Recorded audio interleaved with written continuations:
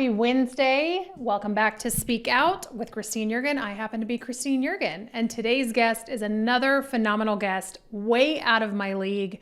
I knew about him years before he ever knew who I was, but I randomly, by the luck of the draw, I guess, through a mutual friend, ended up on his radio show and then went out on a limb and said, hey, what would it take to get him on my show? And didn't hear back for a few weeks, and then all of a sudden heard back and said, we'd love to do it. Let's work it out. There's a little bit of back and forth on working out a date, and then we finally got it. We filmed it, and here it is for all of you. I'm really excited. We're talking about post-Roe America. We're talking about, is this actually the end of hookup culture? We're talking about how nobody loves all of their blood relatives. I think we could all agree with that. You'll understand a little more when you watch the episode. And we're talking about how America is actually regressive when it comes to the issue of life compared to countries around the entire globe who promote life way, way more than we do. And it's funny because, everybody says they're going to leave America because we're so oppressive to women. But then you look at other countries and they actually value life a lot more than we do, life in the womb, and outside of the womb even. But today's guest, without further ado, I've been keeping you waiting. I'm excited to announce, I know my dad and mom will be really proud. Hi, Mom and Dad, I know you're watching. Today's guest is Dennis Prager, co-founder of PragerU. Mr. Prager, thank you so much for joining us. I have been thrilled, and your wife has been so sweet to coordinate back and forth with me to get you on here. We really appreciate you joining. It's a joy to be with you. I had you on, and that's why I'm here. You made a wonderful impact. Well, I appreciate it. So you are the co-founder of PragerU. I am a big fan of PragerU, especially the kids stuff you guys have going. But for anybody who's listening who might not know what PragerU is, give us a little rundown in your own words. In a nutshell, it's the largest conservative site on earth, to the best of my knowledge. We have literally billions of views. We have 1 billion a year. There are other great sites, and Daily Wire is terrific, and TPUSA does great stuff. We're not the only ones doing wonderful work, but the reach in changing minds of our 1 billion views, according to Google Analytics, 65% are under 35 years of age. And I can anecdotally know that because overwhelmingly it's young people who approach me at airports. It's very touching. I love that. That's amazing. So we just for the record, since you asked, we produce a video every single week, a 5-minute video on everything except the natural sciences. We're not going to teach you biology in 5 minutes. But we have hundreds of phenomenal presenters, some of the finest minds living today who can speak English. We have former prime ministers of different countries on, and just about every great thinker who is not on the left. But we even have liberals who actually are true to liberalism are on our side. And these 5-minute videos are meant to teach you and influence you. It could be on when should you forgive someone who has hurt you, and they could be on a history of we're doing every president, for example. But of course we have religious on religion videos. I myself, since I have a Bible commentary out, the Rational Bible, the 3rd of 5 volumes is coming out in October. And I did 11 videos on the 10 commandments, one on each commandment and one overview. They have tens upon tens of millions of views. So we really present very sophisticated and entertaining at the same time videos, and a lot of kid stuff, as you mentioned. So thank you, Otto's Tales. That's me. Otto is my bulldog. He is with me at my fireside chat. I have 250 weeks worth, one a week, of my fireside chat where I talk to people It's completely unscripted. I take their questions from literally all over the world. And Otto is my bulldog who faithfully lies next to me while, not on me, but next to me while I do the fireside chat. And I hope your viewers will visit us. It's all free. Oh, I will send them. I have sent them your way already multiple times because especially the kids content. I have children and I got rid of Netflix. We don't do YouTube anymore. Disney Plus, all of those we nixed, and now we have PragerU Kids. We have books. We have some of the we like Otto's Tales, especially when Jill's reading to us. Leo and Layla. It's phenomenal. And anybody listening, if you're a mother, father, grandfather, aunt, uncle, or maybe have little siblings, it's something that you guys should definitely check out. And if you're not little kid and you don't want the cartoons, you should check out all of PragerU's other content because it's incredibly educational. I think I found out about you guys through my father. Oh, really? Oh, so it's so interesting. Everybody finds out about it, obviously, from somebody else. Yeah. And so often, parents will say, "Oh, my kid told me about you," Oh, and interesting. I really, I truly get a kick out of that. So we are trying to make a big impact because we have lost the culture to people who loathe our culture. They Yep. they loathe they loathe the Judeo-Christian values that are at the basis of our culture. They love the American value system, which I call the American Trinity. It's on every coin: e pluribus unum, liberty, and in God we trust. That's what America. That's the triad upon which America stands, and they loathe it.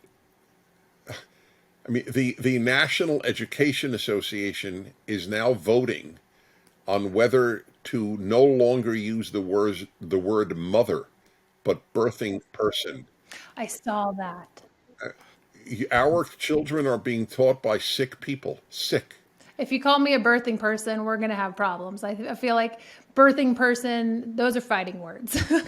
I am a Well, as woman. one caller, well, forgive me, a caller to my show, my radio show. I also have a national radio show, and a caller said, "Well, then why don't we just call fathers sperm donors?" Yeah, good point.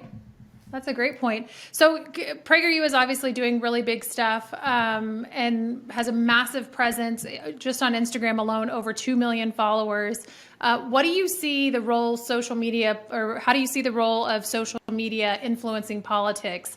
It's obviously, we're seeing a lot more independent journalism. We're seeing social media get bigger. The trust in mainstream media has kind of diminished. For anybody on the right anyway, and a lot of people waking up on the left as well. How would you say that social media is playing a role in influencing politics for Well, us? look, social media, it's sort of like fire. You need fire to cook, you need fire to warm, and fire can burn a house down. It goes in both directions, social media. It's profoundly destructive, and yet without social media, there would be no PragerU. So I know its power. Also, in America, we have the last vibrant non-leftist voices in the world. It's really only in America. I just today spoke to a young, brilliant Dutch woman about what is being done to farmers. There's a huge farmers' uprising in the Netherlands, where she lives. She's now in America for some time, but she's Dutch. And as so, I asked her, "Is there anything?" I knew the answer, but I always do this with Europeans and Canadians that I have on my show. And I said, "Is there anything analogous to PragerU or to Daily Wire or to TPUSA or to talk radio, which is immense, or Fox News?" They have nothing, nothing. They're lucky Wow. if there's one columnist who isn't on the left. They have no access to other voices outside of the United States unless they access us, and that's why we remain. America does remain the last best hope for mankind, just as Abraham Lincoln said.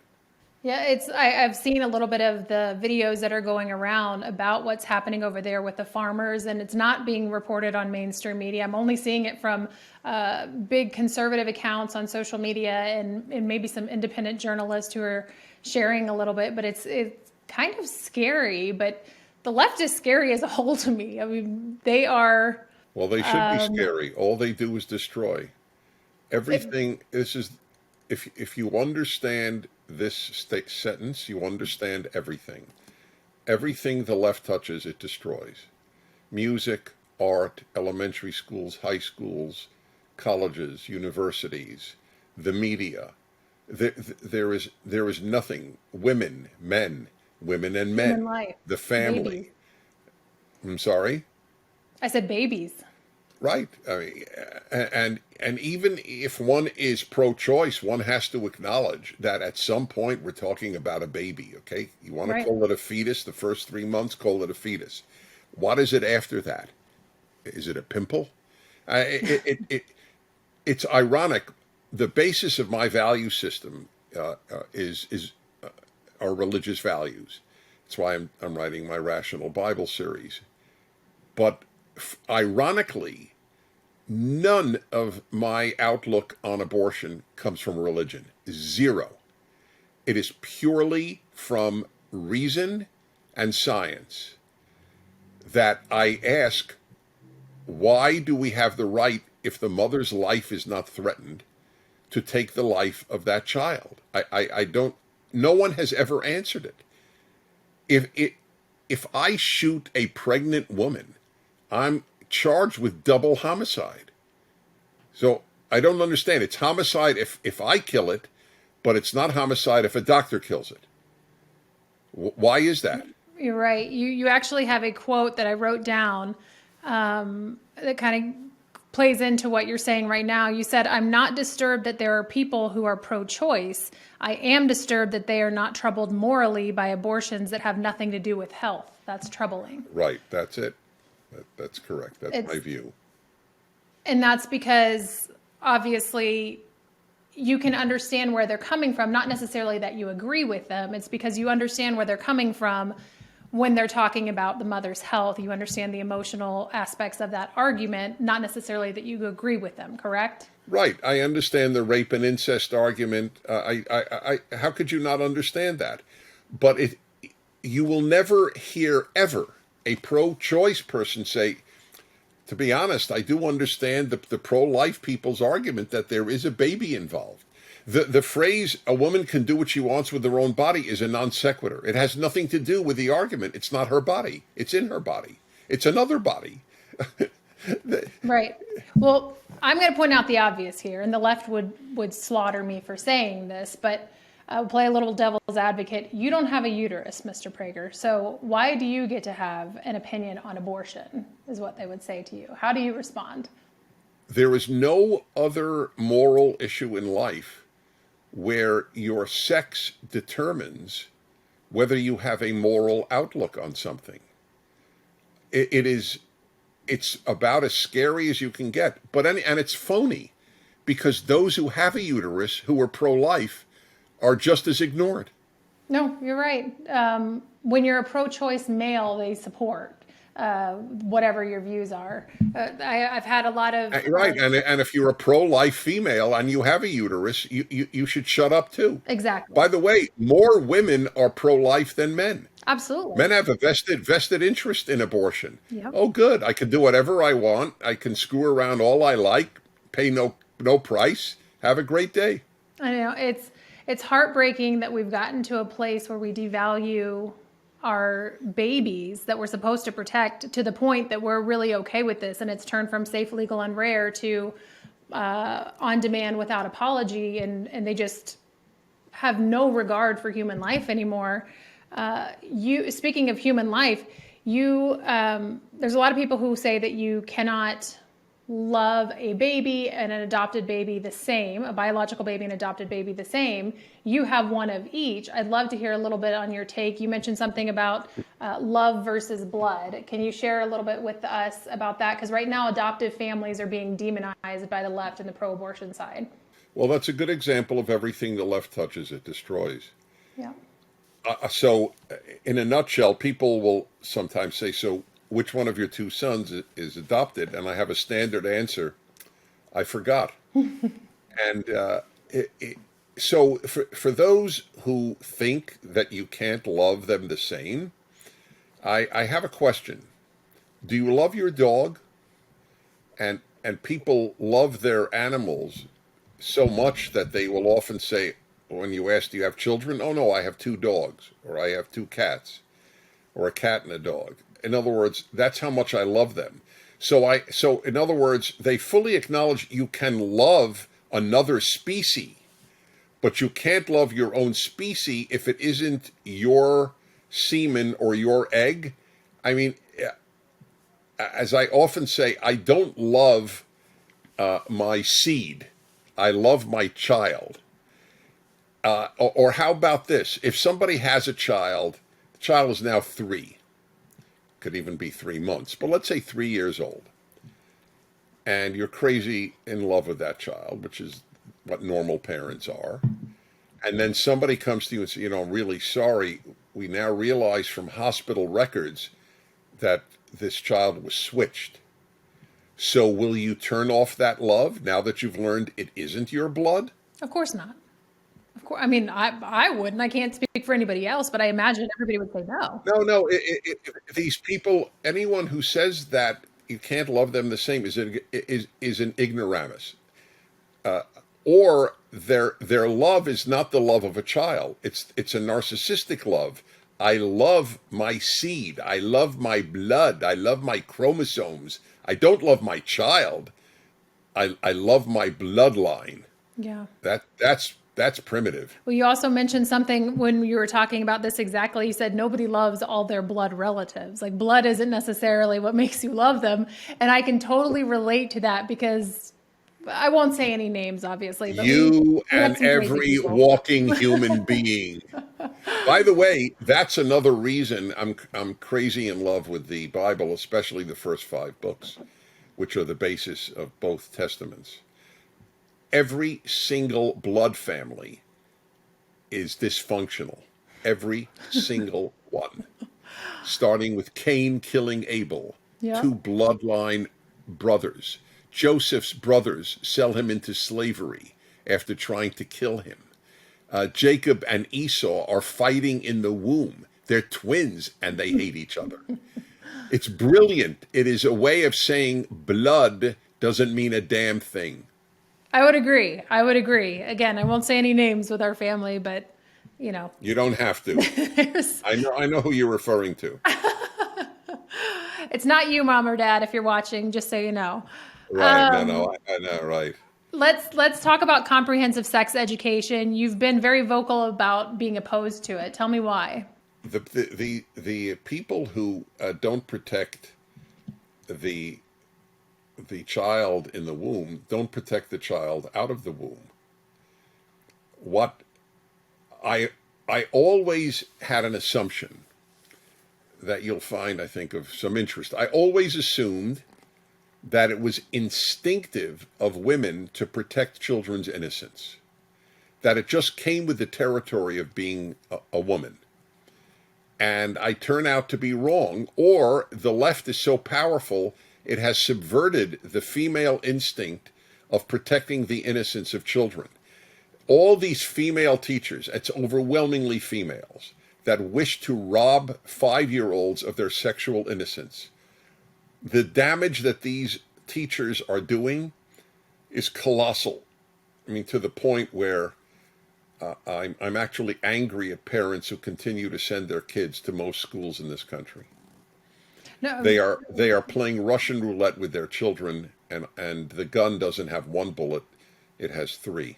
that's exactly why I pulled my children out of regular public schools. I think they're incredibly problematic and the indoctrination is severe. Would you say that comprehensive sex ed is playing a role in how many people support abortion? Because we've gone, like I said before, we've gone from safe, legal, and rare to on demand without apology for any reason that I want. It's my body. Would you say that comprehensive sex ed is part of the reason?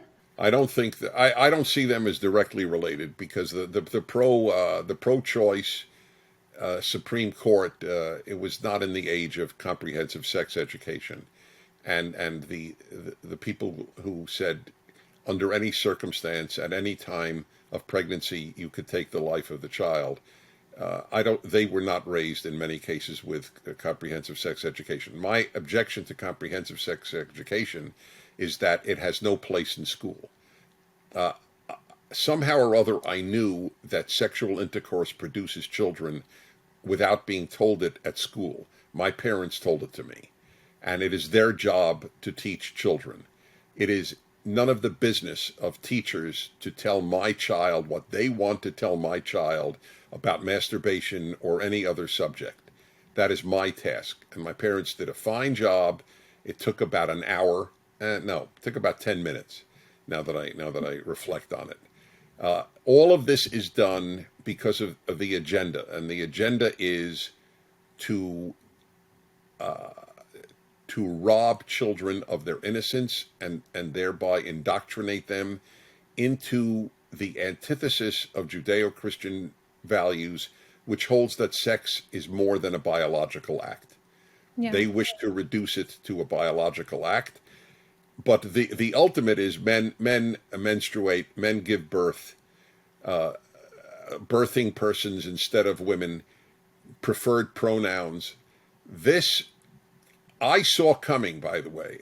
You could see my early writings, because when we discussed same-sex marriage, my argument with regard to same-sex marriage was there's a very, very dangerous claim being made. And the claim, and it was the biggest single part of the claim, that we should redefine marriage. And it was, gender doesn't matter. And I said over and over, I think even in my testimony in Congress, I said, if gender doesn't matter, we are ruined. Gender does matter. So the single biggest argument for redefining marriage, gender doesn't matter, has now reached its pinnacle. Gender doesn't exist. And that's exactly where we are right now, because we have, not only do we have infinite genders, but we have people who are identifying as animals, who call themselves furries and use litter boxes to go in the bathroom. I mean, we're not even human anymore. We're identifying as different species. Why not? I don't understand. Seriously, I really don't understand why people don't accept people who identify as another race. Why isn't that subjective? Rachel Dolezal. Yes, exactly. Remember her? Yeah, she was an interesting one. I don't know what the left's argument is. The woman said that she identifies as a black. Who are you to say otherwise? Because of biology? Why don't you apply that to sex then? And she had just some really bad spray tans, I have to point out.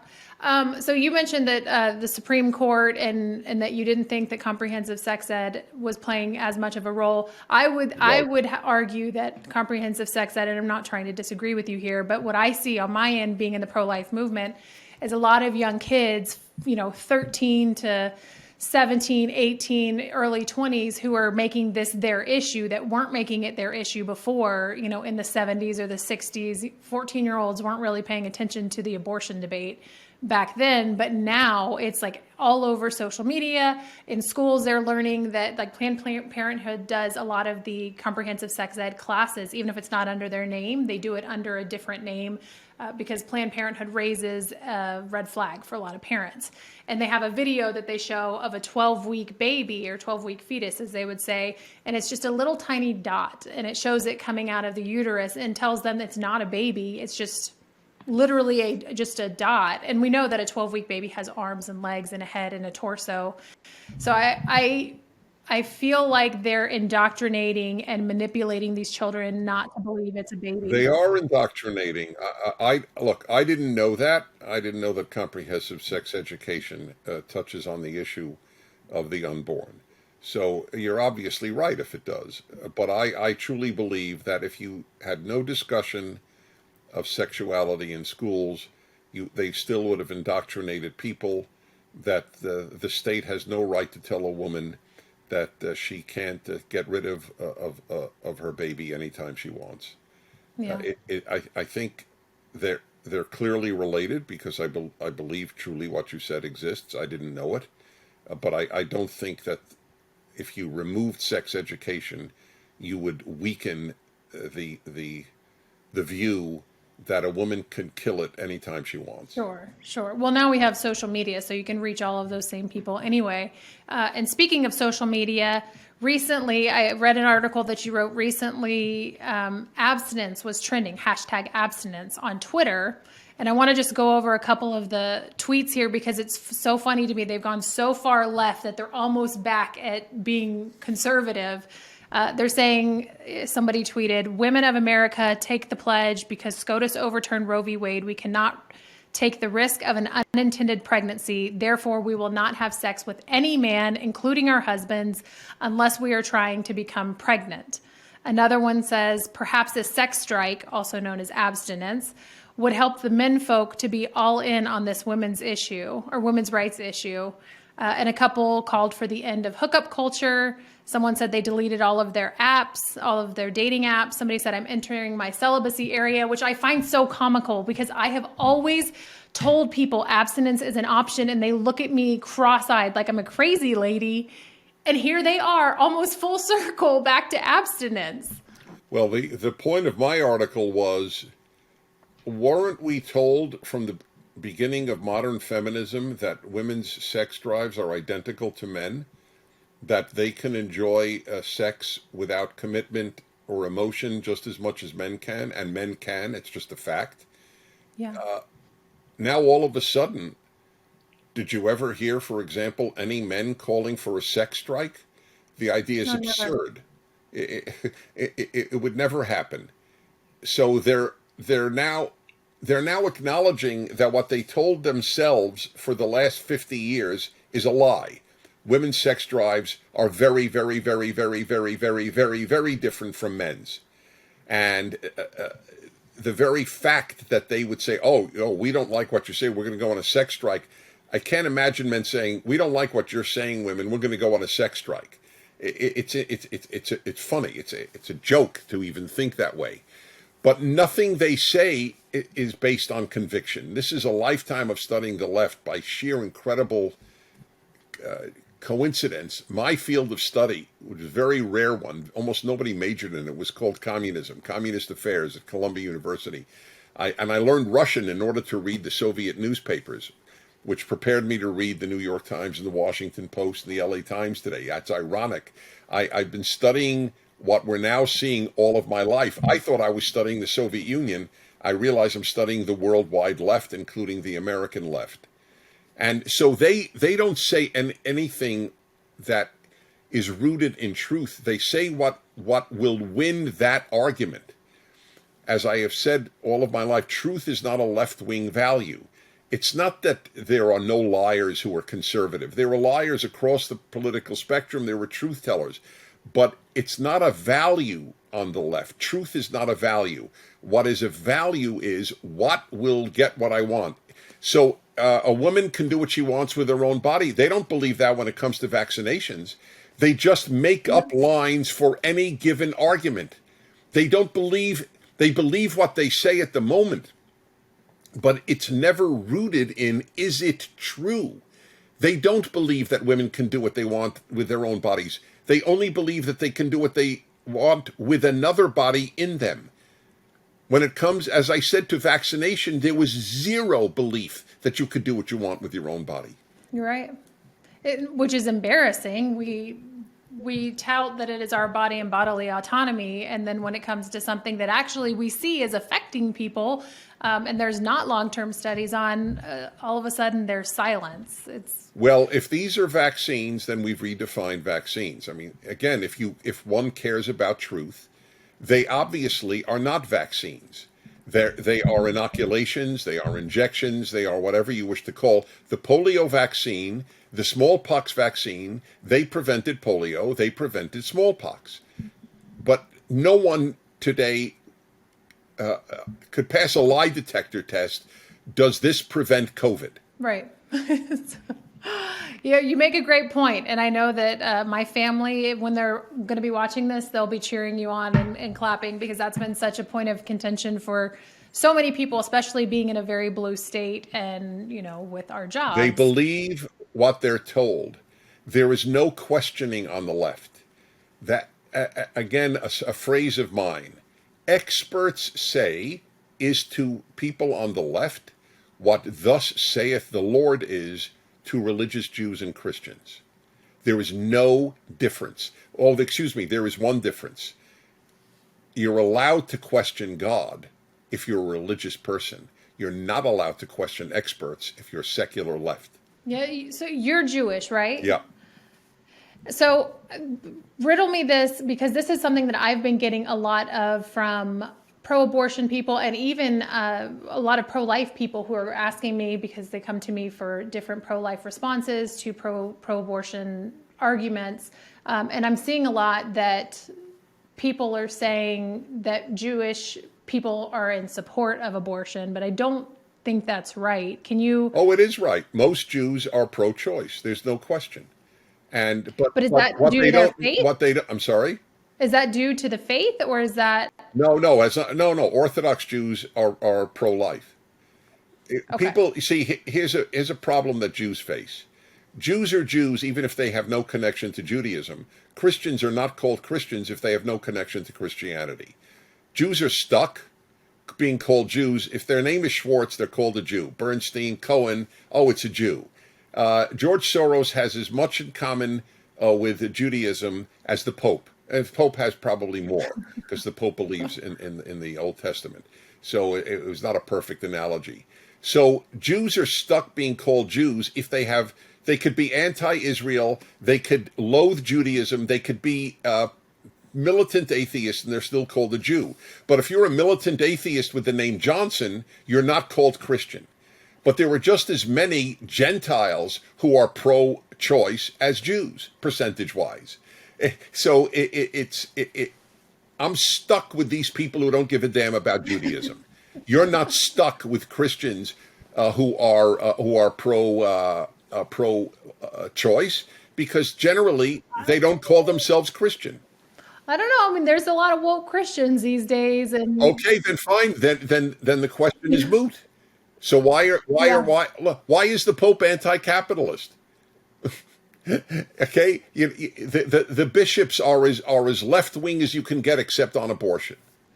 and speaking of other countries, which you brought up, that you were studying communism and you thought that you were learning about the Soviet Union, but you were learning really about what we're facing today in America. There's a lot of countries, we're incredibly progressive when it comes to abortion, which I would actually call regressive. We're among the likes of North Korea and China. And I just want to read off for those listening a few countries who ban all abortions with the exception of rape and incest. And this is only a very small percentage of the countries. I couldn't even write them all down because it would take too long to read them all.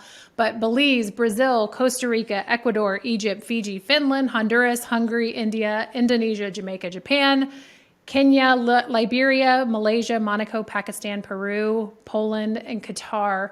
I'm finding that a lot of these countries are full of minorities. And we're told here in the United States that minorities have to have abortion in order to thrive. What are we doing wrong in the United States that every other country is getting right because they're banning abortion? We have a video, a 5-minute video at PragerU put up years ago, just listing.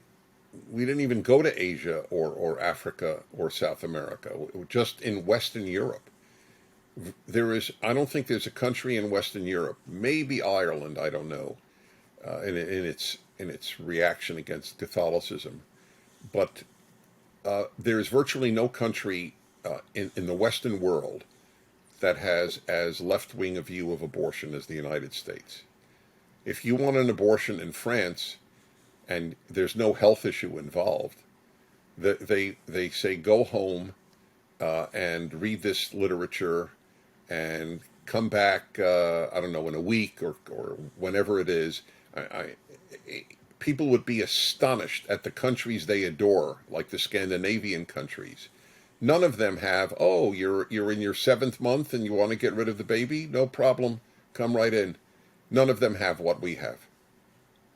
Why do you think why do you think that we've gotten to the place that we just devalue babies so much and we cannot see their humanity? That's a very tough question. I ask myself that a lot. Why is the left in America to the left of the left in Europe? And by the way, it's not just America. It's Canada, the UK, Australia, New Zealand. Why are the English-speaking countries losing their minds more than the French-speaking, Portuguese-speaking, Spanish-speaking countries? And I don't have a thorough answer to that question. They in France they don't say birthing persons. In fact, the left in France has actually been critical of the American left. We don't want your wokeness. They may be left on economics, big government, and etc., big unions, big government, but they're not socially like we are. So I don't know. Somebody made an interesting point. So I know a few languages, and I know this to be true.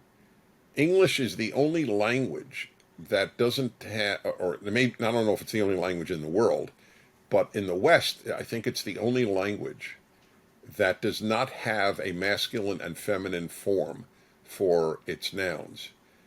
And in some languages, like Hebrew, which I know well, you not only have it for every noun is either masculine or feminine, but you even have it for verbs. So it would be impossible to speak Hebrew and neuterize it as they're trying to do now. My preferred pronoun, well, maybe I guess you could say my preferred pronoun because there is he and she in Hebrew, obviously, but the ability to neuterize language is almost unique to English. It's so interesting the way that the left shapes all of this, and they try to change words. They're very good at what they do. I'll give them that. They change words. They make everything sound very good. It's all very emotional, the way that they present themselves. And then, of course, we're bigots for not accepting what they accept. And you said something which I thought was so insightful. Good societies can survive people doing immoral things. A good society cannot survive if it calls immoral things moral. Can you expand on that just a little bit for Yeah, us? it is one thing if people, to use the religious term, sin. That's part of the human condition. The danger comes to a society when you deny that what is bad is bad. If you do something wrong and note that it's wrong, there is hope for you and hope for society. But when wrong is right and right is wrong, as Hosea put it in the prophet Hosea, woe unto those who call good evil and evil good. This is it is the end of society because it's not merely that the moral compass is broken. It means there is no moral compass. And that's what we have entered. There is no moral compass. Not to mention the world of moral idiocy. I dismiss Washington, Madison, Jefferson, and the other founders because many of them had slaves. The imbecility of that argument. These people founded the society that abolished slavery at the greatest cost in its history in terms of war losses. This country made the country that more blacks want to move to than any other on earth. And as I point out, and of course, you can get a PhD at Harvard and never learn this. 3 million blacks have moved to the United States in the last few decades from Africa and the Caribbean. 2 million from Africa, 1 million from the Caribbean. If America is systemically racist, you have to conclude that they're stupid. Did any Jews move to Germany in the 1930s? Not one. As bad as they had it in East Europe, it wasn't Nazi. So no Jews moved to Germany because it was systemically racist. so systemically anti-Semitic.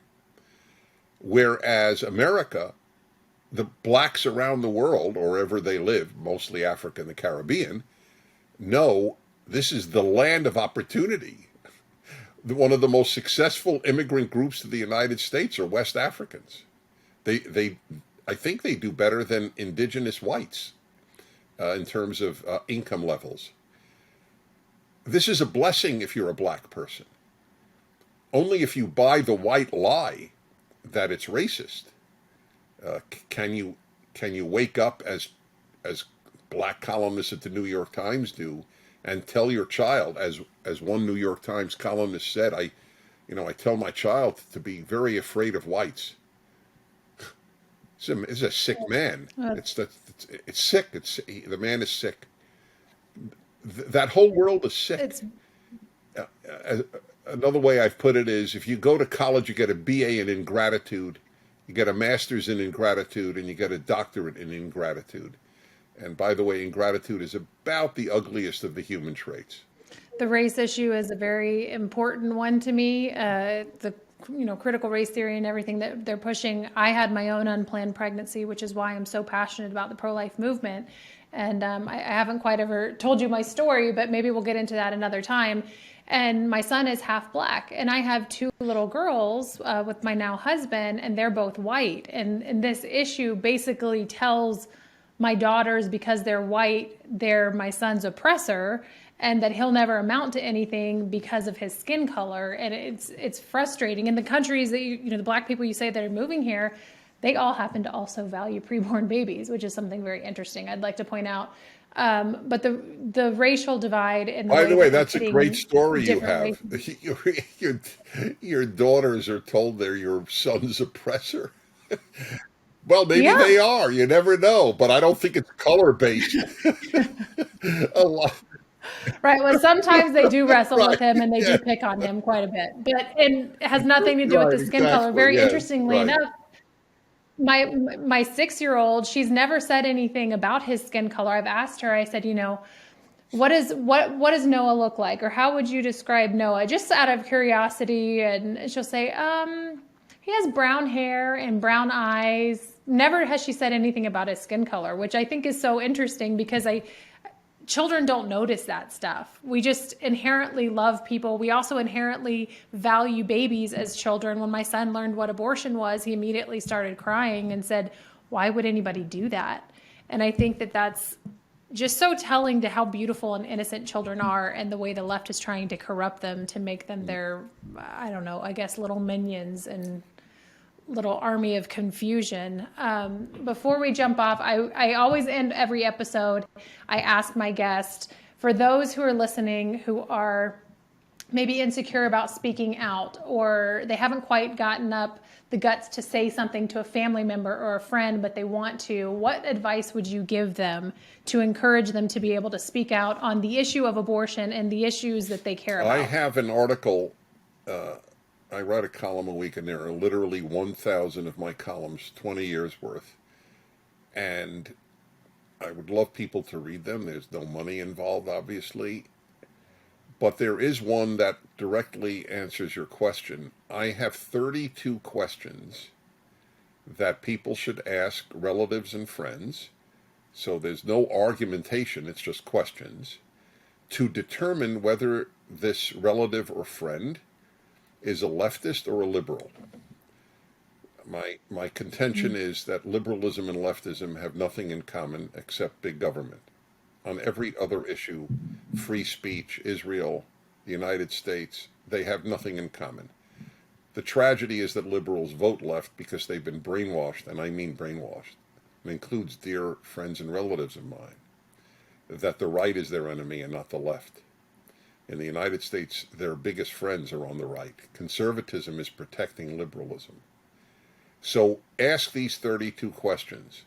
I mean, here's an example. Do you support all black dormitories on college campuses? If you do, you're a leftist. If you don't, you're a liberal. Liberals believe in racial integration. Leftists believe in racial segregation. The left and the Ku Klux Klan have almost identical views on race.